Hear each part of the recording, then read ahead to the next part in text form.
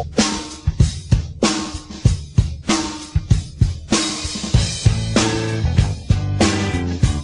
there's no treatment at the beginning of the song.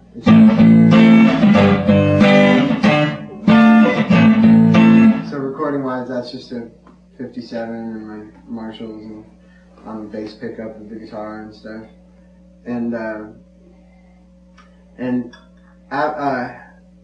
after 4 lines of the vocal, I go into this guitar part.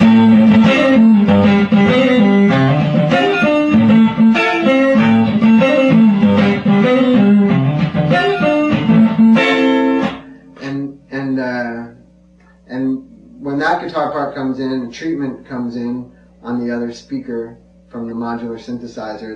It's the same guitar part, but the original guitar is now on the left speaker, and the treated version of the same guitar is on the right speaker. In this section, Frusciante uses the audio from the tape to trigger the envelope generator, or ADSR, in his modular synthesizer. The envelope generator responds to the playing dynamics and uses that information to dynamically control a low-pass filter. Unlike typical auto-wah pedals, this arrangement allows him to produce considerably more complex filter effects than simple wah sounds.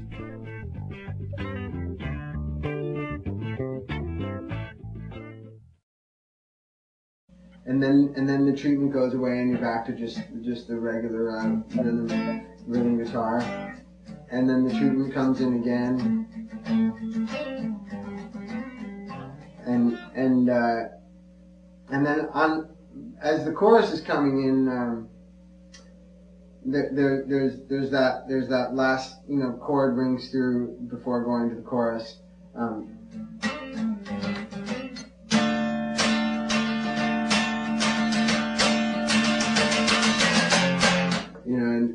And so while that chord is ringing out, I took my mellotron on a string sound, and I play a pretty big chord on it. As I seem to recall, it had a few dissonant notes and stuff, or just a few close notes, maybe some whole tones and stuff. And I played that, and I moved it up with moved the volume up with a wah pedal, so the sound seems to sort of come out of nowhere. That's sort of introducing the chorus, and that's the mellotron with the volume pedal. It just plays one chord, so it's not even there long enough for anybody to really recognize, that there's anything going on. But it's what makes it feel like something really big is about to happen before the chorus starts. And then I step on my turbo distortion pedal, and and that guitar is doubled. There's the original on the left, and then there's the double of it on the right, which is, there's billions of albums do doubling like that, but I was particularly inspired by like Master of Reality by Black Sabbath, where you just get the thickest guitar sound by just doubling yourself on the other speaker. And maybe it being a different day or whatever means the atmosphere and air in the room was different, and any of those differences, the subtle little differences, are what make it super powerful. If you did it the same day on the same, if you did it the same day, like a few minutes after you did it, I don't believe that it would be as powerful as if you do it like 5 days later, because the air is different, and you really do hear what those little differences. The weather affects the way the microphone hears what's being played. You'll never get the same exact tone twice, and that's where the power of it comes from. So a few days later, or maybe it was a month later, we doubled it, and we were really happy with how powerful it ended up sounding.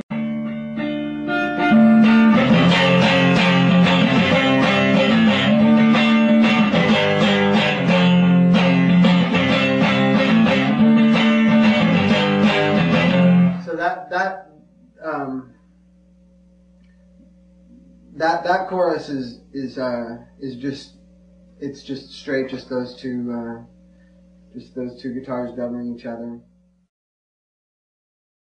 And then the next verse is, the next verse starts with a bunch of with a couple of guitars do harmony with each other. I think one of them's going low.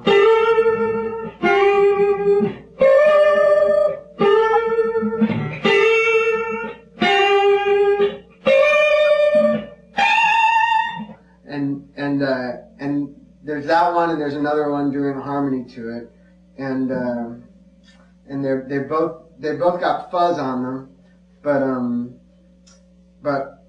I took them after they were recorded, and I ran them through the Mooger Fooger Murph pedals, and I one Murph pedal, but I think I literally ran it through the Murph pedal like 6 times on 6 different tracks, and we did. It kept being good, but it kept just having little parts where I go, let's just do it once more, just to, because you never know what that thing is going to do, and you're not really in control of it, and so I just did it until I really liked what it was hearing, and I think we might be using like all 6 takes of the Murph, of what the Murph is doing, so it's just kind of swirling around in an unpredictable way, and we're also probably still using a little of the original signal too, and then it's back to the same thing. You have part of your verse with just the rhythm guitar alone, then you have the rhythm guitar with the treatment on the fancy part, and then the same thing again. The mellotron builds up going into the chorus, and then when it goes to the bridge, it's playing this guitar part here.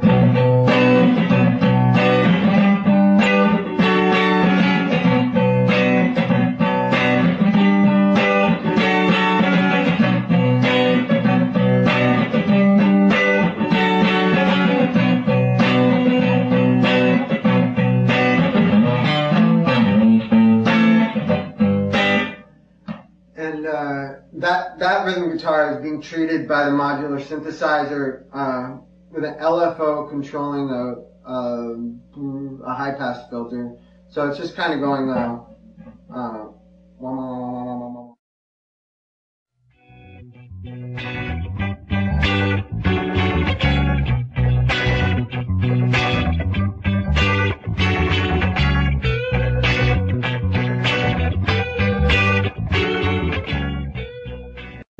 and I think there's a little mellotron comes into a little bit of that string sound comes in there.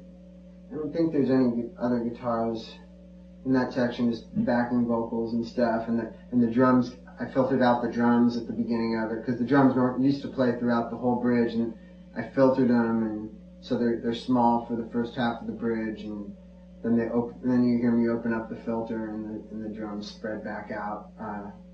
Because at first, I guess what the engineer ended up doing was making the drums be only on one speaker when the bridge starts, which gives you room to hear the guitar treatment and gives you room to hear all the backing vocals and stuff.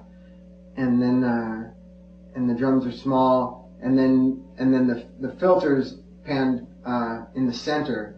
So halfway through the bridge, you hear me open up the filter on the drums, and the drums seem to sort of get bigger and pan out across the full stereo spectrum at that moment halfway through the bridge. And then right after this riff, right after that riff, the filter, the LFO filtered sound goes away, and you're back to the straight rhythm guitar. So then that's the one point in the song where originally I didn't plan for the